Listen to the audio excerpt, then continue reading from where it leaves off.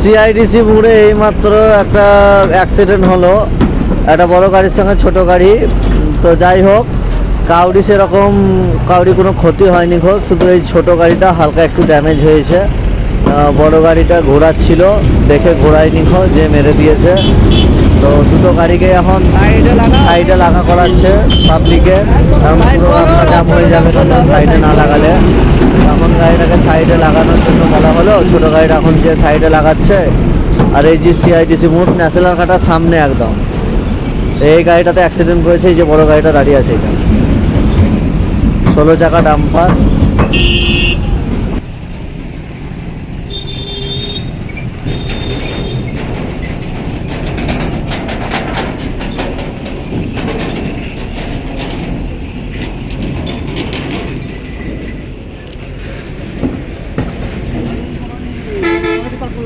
গাড়িতে ওই মার্কেটের একটা বড় গাড়ি ঠুকে দিয়ে